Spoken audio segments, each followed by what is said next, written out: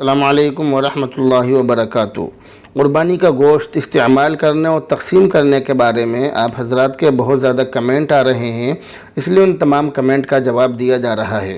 تو نمبر 1 یہ ہے کہ اگر بڑے جانور کو ذبح کیا جا رہا ہے تو اس میں جتنے بھی شریک ہیں، جتنے بھی اس میں حصے دار ہیں، ان تمام کو گوشت اندازے سے تقسیم نہیں کرنا چاہیے، بلکہ تول کر ترازو سے تقسیم کرنا چاہیے۔ ان کو مالک بنا دینا چاہیے، پورا بانٹنا چاہیے، یعنی ترازو میں جتنا وزن بیٹھ رہا ہو سب کو برابر دینا، یہ ضروری ہے۔ اندازے سے تقسیم کرنا جائز نہیں ہے۔ ایسی حالت میں ایک شریک پر زیادہ پہنچ جاتا ہے اور دوسرے پر کم رہ جاتا ہے، تو اس طرح کی چیزوں سے بچنا چاہیے، پرہیز کرنا چاہیے۔ تو شریعت کا حکم یہ ہے کہ گوشت اندازے سے نہیں بلکہ تول کر اور وزن کر کے تقسیم کرنا چاہیے۔ اس کے بعد ہر حصے دار جو چاہے اپنے حصے دار کو ہمدردی کے طور پر جتنا چاہے دے سکتا ہے، لیکن پہلے ہر حصے دار کو اس کے حصے کا مالک بنا دینا چاہیے۔ نمبر 2 دوسرا کمنٹ یہ ہے قربانی کا گوشت غیر مسلم کو دینے کے بارے میں۔ تو اس کا جواب یہ ہے کہ قربانی کا گوشت غیر مسلم کو دینا جائز ہے، دے سکتے ہیں۔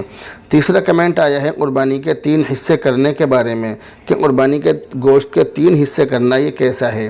تو قربانی کے گوشت کے 3 حصے کرنا بہت سارے لوگ واجب اور بہت سارے لوگ فرض سمجھتے ہیں، جبکہ ایسا نہیں ہے۔ قربانی کے گوشت کے 3 حصے کرنا مستحب ہے۔ اس میں سے ایک حصہ غریبوں کے لیے اور ایک حصہ رشتہ داروں کے لیے اور ایک حصہ اپنے گھر کے لیے، گھر کنبے کے لیے رکھنا چاہیے، رکھ سکتے ہیں۔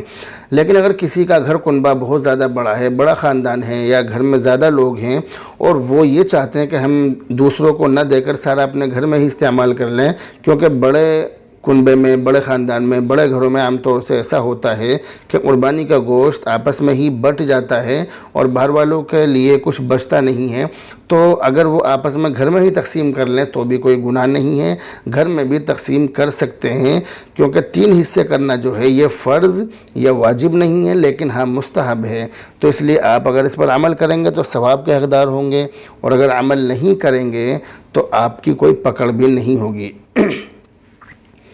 اب یہ چوتھا جو کمنٹ آیا ہے یہ ہے کہ جانور ذبح کرنے والے کو، جو جانور ذبح کر رہا ہے اس کو قربانی کا گوشت اجرت اور مزدوری کے طور پر دینا کیسا ہے۔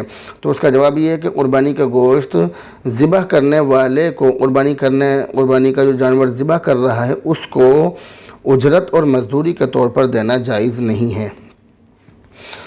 یہ 5واں سوال آیا ہے، 5واں کمنٹ ہے کہ قربانی کا گوشت بیچنا کیسا ہے۔ تو اس کا جواب یہ ہے کہ قربانی کا گوشت بیچنا ناجائز اور حرام ہے، نہیں بیچ سکتے۔ اب یہ چھٹا اور آخری سوال قربانی کے گوشت کے بارے میں یہ ہے کہ مردے کی طرف سے کی جانے والی قربانی کے گوشت کا کیا کریں۔